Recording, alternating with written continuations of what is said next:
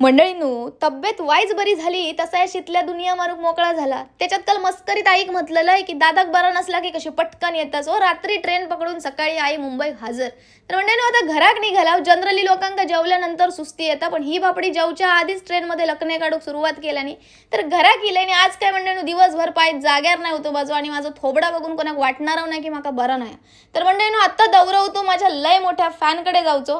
तर मंडळींनो, ह्या लेकरू असा फक्त 3 वर्षाचा, पण माका भेटान एवढा खुश झाला ना की जसा काय लहानपणापासूनच ह्या माझ्याकडेच खेळता. तर मंडळींनो, त्याच्या आई बरोबर त्याच्या घरात जाऊन पोहोचला.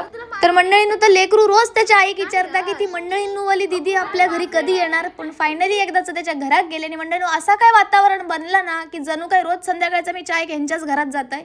तर मस्त आहे की पोहे खाऊ घातल्याने, त्याच्यानंतर आमका ज्यूस दिल्याने तो सुद्धा मस्त पिऊन घेतला. आणि मंडळींनो, आता घराघरात पोहोचला की शितल्या भजी करता टोपात. तर मंडळींनो, कौतुक बघा, त्या चेडू आमच्याबरोबर आमच्या घरात येऊक तयार सुद्धा झाला. आणि मग काय मी तुमका ऐकते सरळ त्याका उचलून घेतल्याने घरात आणलाय.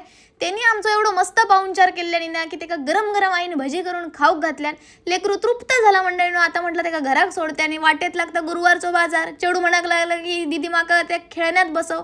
मस्त आहे की त्याका बसवलंय, त्याका बाय वगैरे केले. म्हटलं बाबू परत कधी येण्यासारखं वाटलं तर नक्की ये. थैसून घरा केले, चेंज वगैरे केलं. आणि मंडळींनो, आता वाईस घराची साफसफाई करूया, कारण दिवाळी जवळ येता. पण विषय कसा माहिती आहे, जेव्हा आई फुडात असताना तेव्हा सोना घरा, पण आमच्या आई काय पसंत येणार नाही. शेवटी मी फुसलेलं आहे त्याच्यात. परत आमच्या आईने तो घोडा घेतला आणि त्याच्यावर चढली आणि सगळा चक्काचक करून घेतला. तर आमची साफसफाई मंडळींनो चालूच राहतली. दिवाळी जवळ तुमची साफसफाई झाली की नाही येणार करा, दिवाळी तोंडारी लिहिली.